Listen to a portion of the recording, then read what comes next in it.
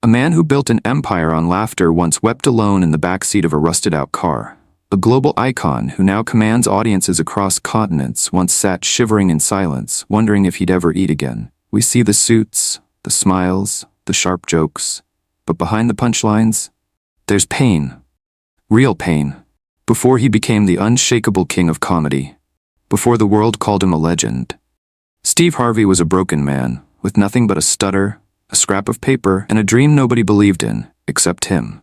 So the real question is this: how does a man go from being laughed at to making the world laugh with him?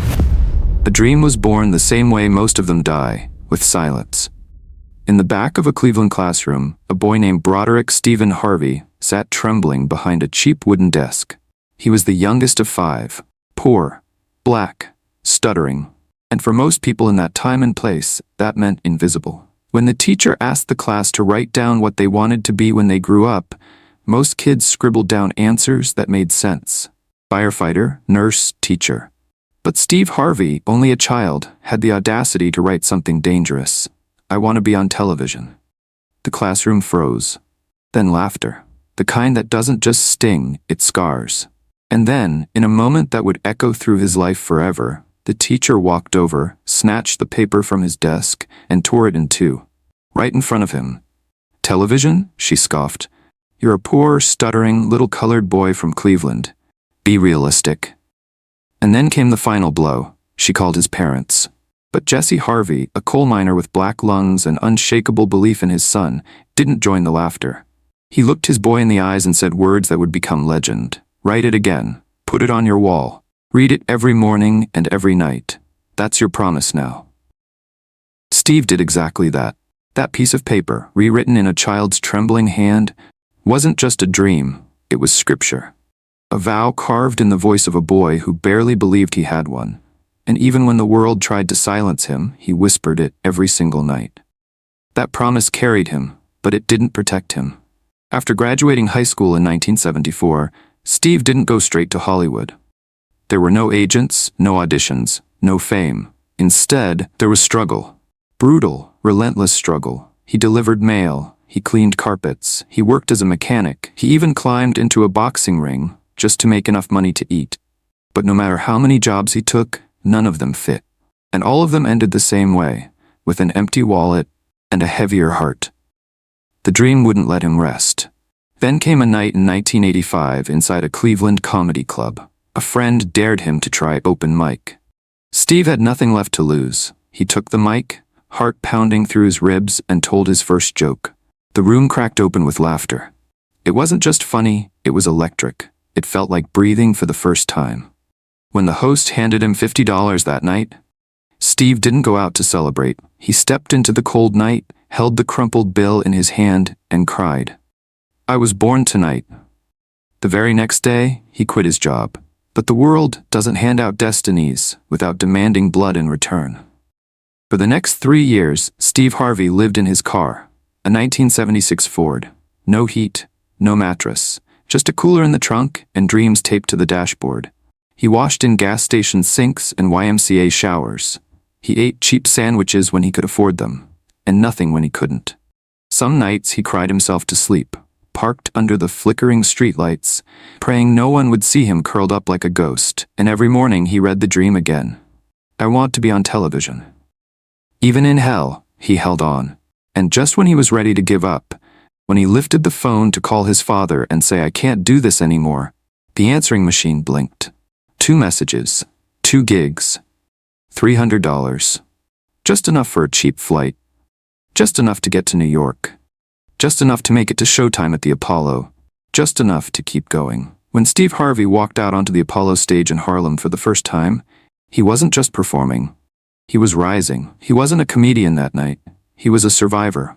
Every laugh from the crowd wasn't just funny, it was redemption.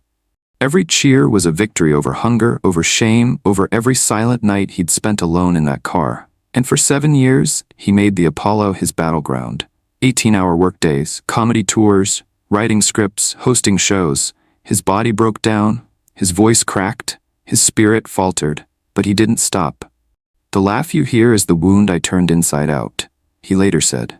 Because Steve wasn't just making people laugh, he was bleeding on stage and turning that blood into gold.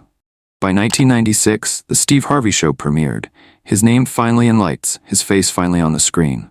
But behind that success, there was pain. Steve's first marriage to Marcia, the woman who stood by him before the fame, began to unravel. 3 children, Brandy, Carly, and Broderick Jr., rarely saw their father. He wasn't there for birthdays, or dinner, or bedtime stories. He was chasing something, and that chase came with a cost. "I lost my family chasing the dream," he said quietly years later. And then, in 1994, the divorce. Cold, final, devastating. For the man who could make millions laugh, he couldn't stop the tears in his own home. Then came Mary, another marriage, another son, Winton. And for a time, hope returned. Family photos, backyard barbecues, laughter that wasn't for an audience. But fame didn't slow down, and neither did the cracks. By 2005, it all fell apart. Again. This time not in private, but on every tabloid, every talk show, every screen. The courts dismissed most claims, but public opinion didn't care. The damage was done. Steve Harvey was no longer just a comedian, he was a scandal. And in the middle of that storm, he looked at his bank account. $1,700, 7 years of unfiled taxes, not fraud, just neglect, a bad accountant. A devastating mistake. Millions owed. And this time the price wasn't just money. It was dignity. Fear. The very real threat of losing everything. At night, Steve Harvey lay awake in hotel rooms, staring at the ceiling, asking one question: how do I explain this to my children? But Steve Harvey doesn't stay down. He got up and went to war. He launched the Steve Harvey Morning Show, waking up at 3 a.m. every day to be on air. He wrote his pain into books. Act Like a Lady, Think Like a Man became a bestseller. Then a film, then a franchise, and then the call came. Family Feud, a show in decline, until Steve Harvey stepped on set. Steve Harvey didn't just save Family Feud, he transformed it. Ratings exploded, his reactions became viral gold. The show became a household staple again, because of him. He didn't stop there. International versions in Africa, a best-selling book every 2 years, a global brand. His company, Steve Harvey Global, a business juggernaut. But just as his empire rose, so did the ghosts. Miss Universe 2015, the wrong name, the wrong crown, the wrong moment. A billion eyes watched him stumble, and Steve Harvey stood in that pain and said, "I apologize." He took the fall, with grace. And the next year, he came back. Same stage, same mic, same man, but stronger. Because real kings don't disappear, they return. Then came Marjorie, the woman who changed everything. They had met once, years earlier, in Memphis. Steve pointed to her in the audience and said, "I don't know who you are, but I'm gonna marry you someday." He did, and everything changed. 7 children, a blended family. Love that didn't just heal, it rebuilt. He gave her kids his last name, they gave him their trust. And in 2015, her son Jason looked him in the eye on live television and said, "There's no one better than you, Dad." Steve Harvey broke down in tears. Not because he was weak, but because finally, he was whole. Today, Steve Harvey lives in a 17-acre estate once owned by Tyler Perry. His shows reach millions daily. His fashion is legendary. His businesses are global.